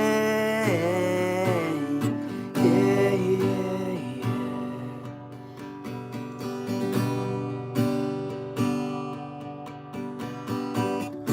Come around in the armor falls, pierce the room like a cannonball. Now all we know is touch and go. You're alone, just you and me, up in your room and the slates are clean. Just twin firesides for green eyes. So you were never a saint, and I loved in shades of wrong.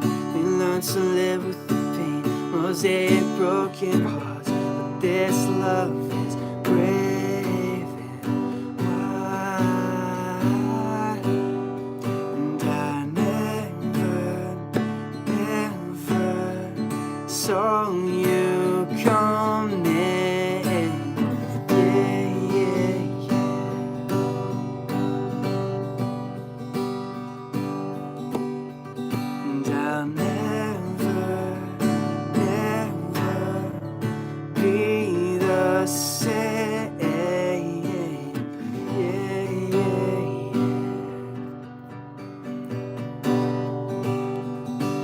This is a state of grace.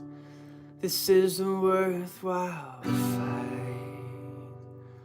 Love is a ruthless game, unless you play it good and right. These are the hands of fate, yeah, and my Achilles heel.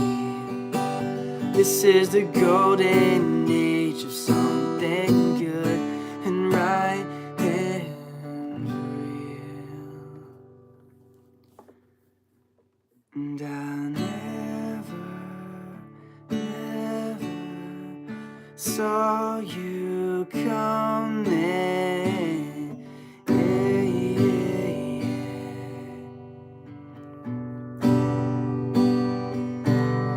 This is a state of grace. This is a worthwhile fight. Love is a ruthless game, unless you play it good and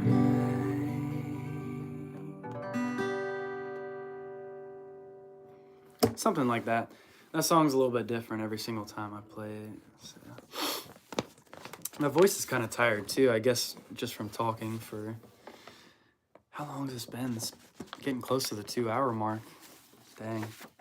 But I like doing that with all the live feeds that I do. I like to go for a while. I really like to connect with you guys. Helps make this Earth journey a lot more bearable. That's for sure.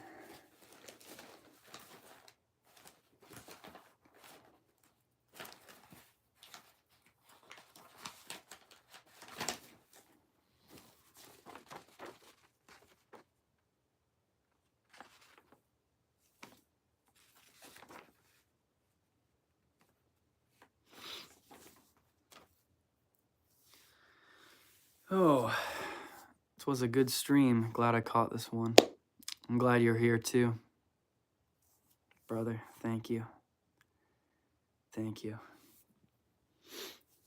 So quiet after that song because I turned the background music off. Yeah, I guess I'm probably going to end the stream soon. I don't know if there's anything else you want to chat about or talk about, but I think you're the only one here anymore, brother, so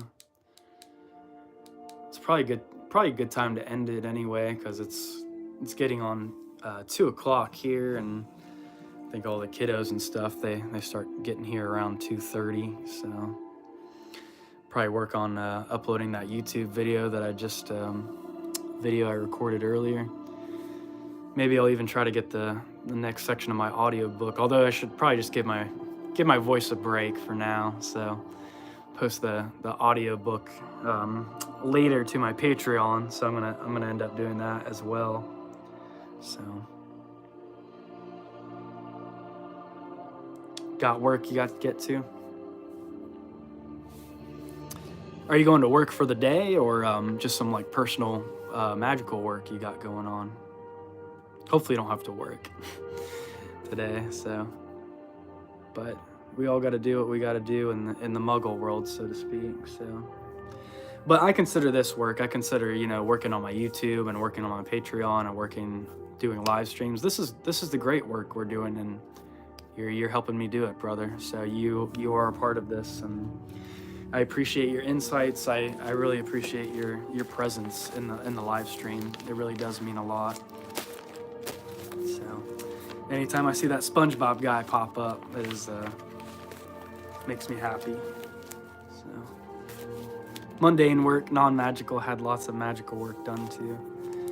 Nice. So hopefully this live stream and any magical work you've done earlier today that'll help you with help you get through the mundane work, and know that yeah, you and I are conduits, you know, brother. We're on the path, man. We are doing the great work, so we can move through the day, through that mundane, we'll call it quote unquote mundane, normal work in a much more exalted manner. Like we understand that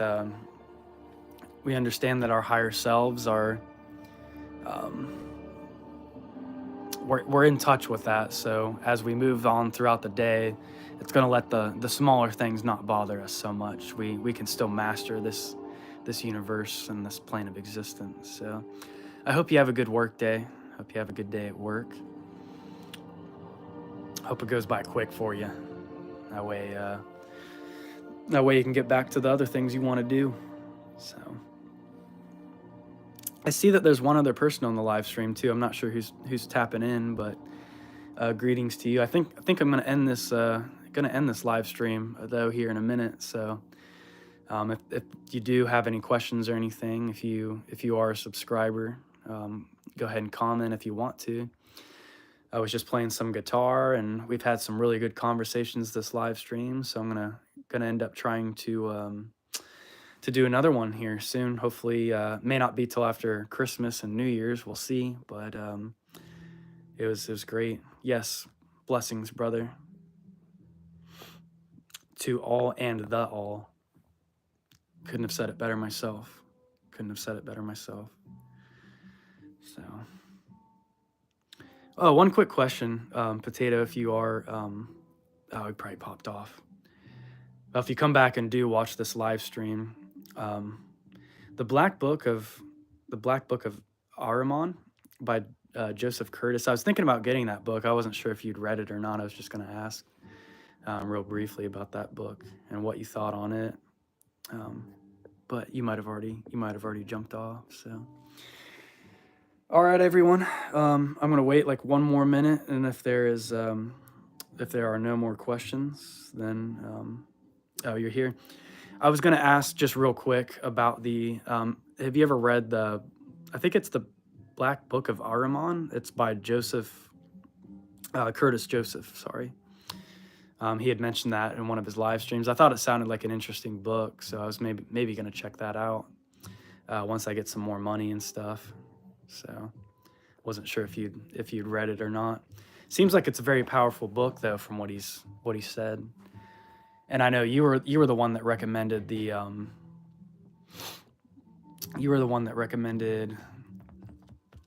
the Citra Aqua grimoire, the Serpents of the Other Side. And so I'd just wondered if you knew anything about the Black, I don't know if it's Black Magic book or if it's just called the Black Book of Ahriman, but it's by Curtis Joseph. I think Osinoff Mason does a foreword in that book, but that was pretty much all I had to ask. So outside of my magical pay grade, Curtis Joseph is an excellent author. If you message him, he might just gift you the PDF. Well, dang.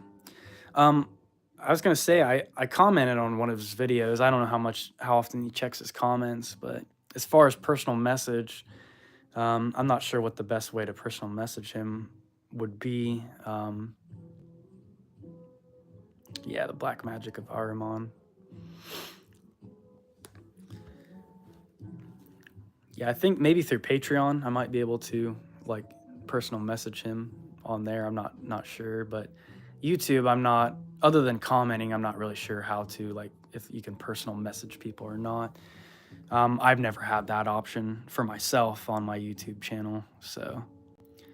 But yeah, I'll probably just, I would like to buy it, that way I can support him. But yeah, I mean, that would be cool to get like a free PDF as well. Email? Okay. Yeah, I might email him though. So I'll let you get to work though, brother. So I'll let you go. So thanks for chiming back in and answering that for me. So can you name some authors like Manly P. Hall? And yeah, for anyone else who's tuned in as well, I'm gonna go ahead and answer this question. And then if there's not any other questions, I'm gonna go ahead and end the video here. But books that are like Manly P. Hall's stuff, you should definitely check out Albert Pike. I've got Morals and Dogma right here. This is a great one. If you can get yourself the red hardback version, that would be awesome. Even though this is an older copy, as you can see, it's kind of beat up a little bit. I've got lots of page markers in this thing. But it's definitely older. It's definitely a used one, but it doesn't really matter. I mean, there's you can get the free PDF on like sacredtexts.com. I do know they have a free one on there. Definitely want to check. You definitely probably want to check out Israel Regardi. He parted ways with the publisher, which is why he gifts it. Yeah, that's why I didn't really want to buy it on Amazon, because I was wondering if the money would actually even go to him or if it would just go to somebody else, and I didn't really want anybody else to get the money. I want him to get the money. So yeah, I might just message him personally then. That would be cool.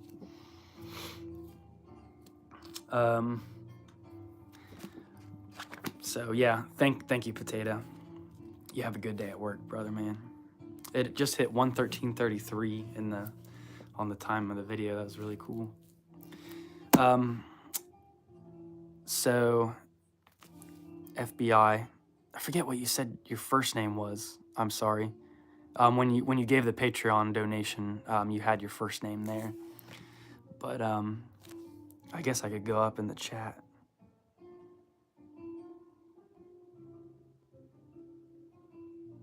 Harry G. Okay. Harry Potter. Do you ever get called Harry Potter? That'd be that's an easier way for me to remember your name. Oh, Harry. And Harry Potter is definitely esoteric. I mean, of course it is. It's a school of witchcraft and wizardry. They're trying to promote magic in more the mainstream, which is kind of cool. Even though it's done in a Hollywood-esque way, I mean, it's still cool that people... It amazes me how many people are like into the Harry Potter franchise though, and they like still don't understand that magic is like a real thing. Like they still just think it's fantasy and all this. Like it kind of cracks me up sometimes. Israel Regardi though is very much like Manly P. Hall. Highly recommend him. The Golden Dawn. This is the complete teachings of the Golden Dawn as it originally existed. And Israel Regardi, I think, was Aleister Crowley's secretary, if I remember correctly. And he's the one who published all the Golden Dawn teachings. I'm thinking of getting into magic. Very cool. Very cool, brother. I recommend that Donald Michael Craig, Modern Magic, is a great place to start. If you vibe with the Universal Mastery YouTube channel, you might want to get on his Patreon. He has a magic course, and I'm not sure what exactly he teaches in his course, but he's more a left-hand path. But he seems to know his shit. So he's a really great teacher. I recommend people to him. Curtis Joseph as well, if you're looking to get into the more left-hand path, darker arts. If you really just want to know the basic ceremonial magic exercises, I recommend that you can watch my channel if you want. Start with the relaxation ritual, then learn the Kabbalistic cross. Those are the first two things you're going to want to learn. And practice on just those for a while, like a couple weeks. Maybe get Damien Eccles' book, High Magic. I recommend that book as well. So Donald Michael Craig's Modern Magic. Yeah, these are all good resources. So my YouTube channel as well. I'll take you through some of the basic exercises.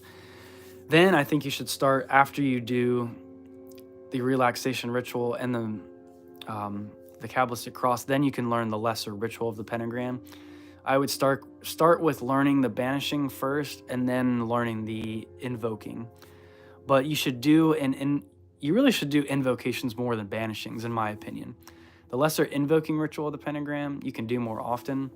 Banishing's more for like if you have a bunch of energy, like you're needing to clean out, or you're wanting to get rid of any kind of energy. But I'm worried about the paranormal shit.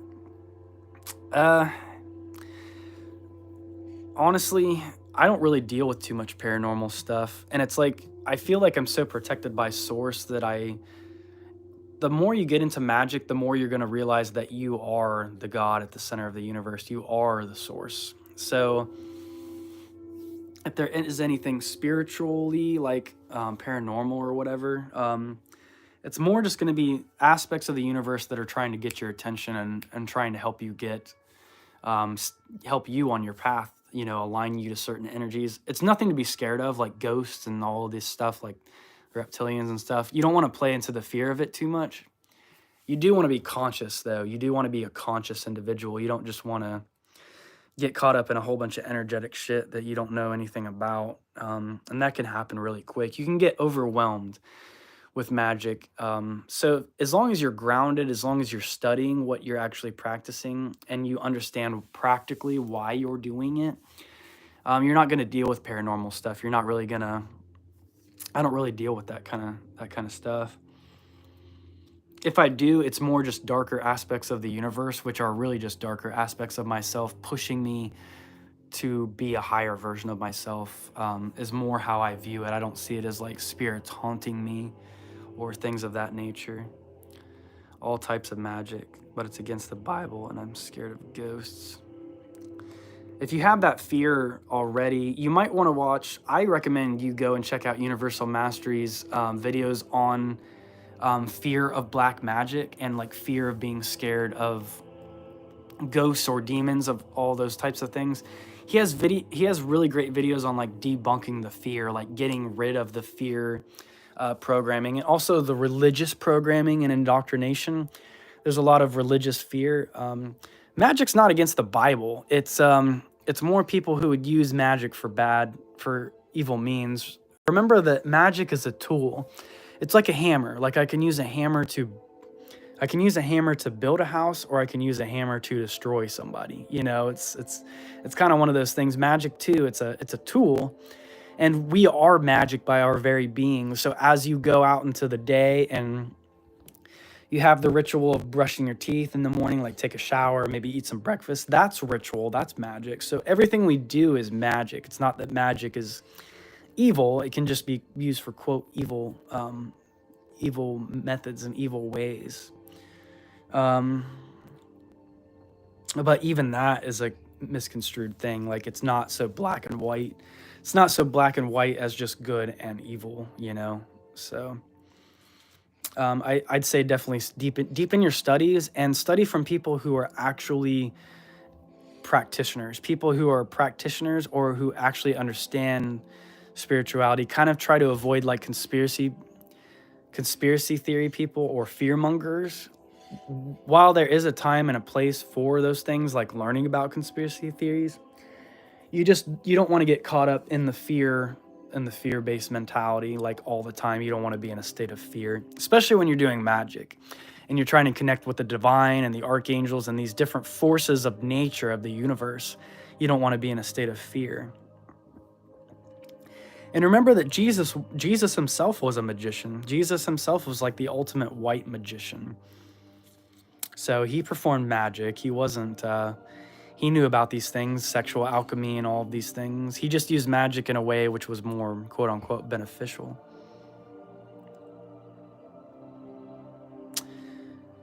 Thank you. Have a great day. I know you're just staying for me. I mean, I enjoy, I'm glad that I can maybe like help you with some of your questions and just a little bit of clarification on some of these things. So I really just, I want to use my experience and everything thus far to help you guys, to help you, especially since you're really young and you're starting to get into this stuff. So the main thing I can emphasize is foundation. Just get a good foundation going. Make sure you exercise. Make sure you are trying to eat healthy. You know, you're staying on top of things in your own personal life. Get everything grounded. Get everything foundational. Get everything kind of squared away, so to speak. And then when you're ready and you have that solid foundation, then you can start to, then you can really start to work on your magical practices and things of that nature. So you're welcome. You're very welcome, Harry. Harry, I'm going to start saying it in a British accent. You're probably like, this guy's fucking crazy. But yeah, man, I'm just, I'm the Fool archetype too, the Fool tarot card. Sometimes we got to play the Fool. We have to know, we have to understand and realize what we don't know in order to expand our consciousness and learn new things. So if you have any further questions, man, you can always, actually on Patreon, you can direct message me on there. You can message me that way. And you can comment on any of the videos if you want to as well. And yeah, so you know how to reach me. So I appreciate you for jumping in on the live stream. So I'm going to go ahead and end the video here and also keep a lookout for a YouTube video being posted later tonight. So is it normal? Is what normal?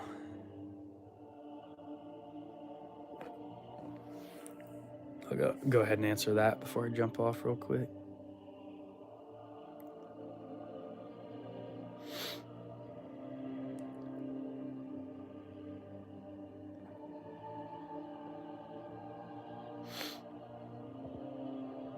Oops.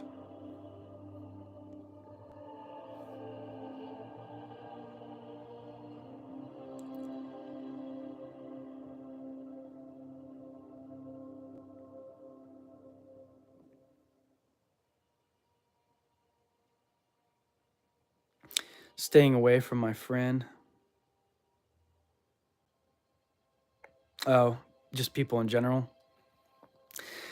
That's one of the warnings that comes with the magical path, actually, is it is going to, especially when you start doing banishing, you're going to find that it is a lot harder to relate to other people.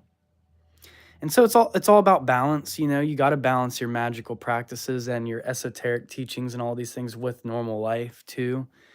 So you don't want to just, you don't want to alienate or become a hermit completely, but at the same time, you got to follow your own higher self. And if people are going to get in the way of that, if they're going to judge you, or if they're pulling you down too much, if you're just like, man, I don't even know why I'm socializing with these people anymore, they really don't offer me any value anymore, then it might be time to part ways. But hopefully you're able to talk to some people about these concepts too, and you can resonate with people, you know, on that level as well.